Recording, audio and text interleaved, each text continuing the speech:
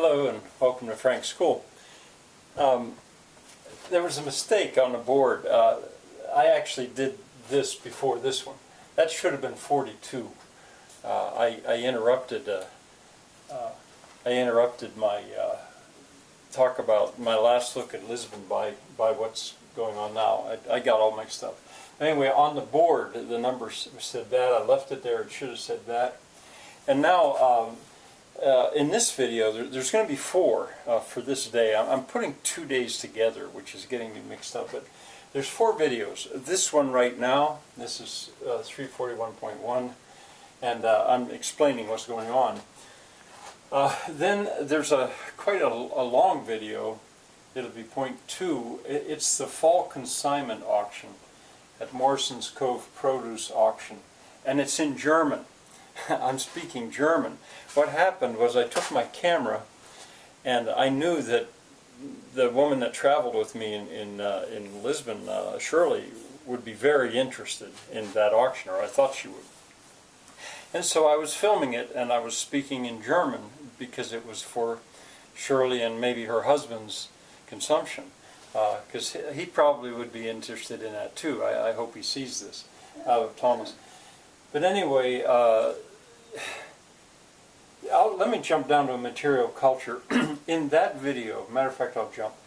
In that video, I filmed a lot of what was for sale. Inside the building, there was a lot more for sale, but it was kind of similar, smaller things. Inside the building, there were 2 auctioneers at once going on, at least 2. Outside, there was just one. And you see a material culture in a way. I really like to go to auctions. You know, you see what people have bought and what they've used. And that material culture is closer to mine by far than many. It's not exactly Amish, but there's a large presence of Amish there, as you'll see. You see, at one point there's a cook stove. It's all there. A white cook stove. I call it a Herd in German. And I film it. Well, it ended up bringing $80. I would have bought it for maybe $50. But I don't need it, and I have one like it. But I think it's worth way more than that. I think it should be worth closer to $300 or $400, but that's what it brought, so that's its value that particular day at that auction. And then right after you see the cook stove, you see a burr mill. Well, the burr mill, I talk about it in the 3rd video, because down in the barn, down in my shops, I have a burr mill just like it, missing the top. And there you can see it with the top, and if I read it correctly, it says McCormick Deer as the make. Now, I'm not going to worry about making the top identical. I'm not in the business of restoring. But I will make a wooden bin so that it can be used. All right, I get confused when I talk about what I bought. I go down there and I spread it out. You also see it in this one on the back of the pickup truck before I haul it back. But I lay it out on the floor. And I paid $10 for the table saw jointer combination. I kept thinking I paid $20. No, I paid $10. The other prices that I talked about were right. And then I'll say about this.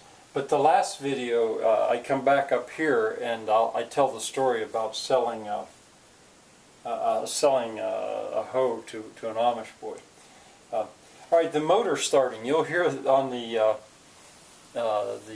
radio alarm saw. I started in front of the camera to see if it's going to run, and at first it sounds horrible. Then I started again, and it sounded a good bit better because it came up to speed.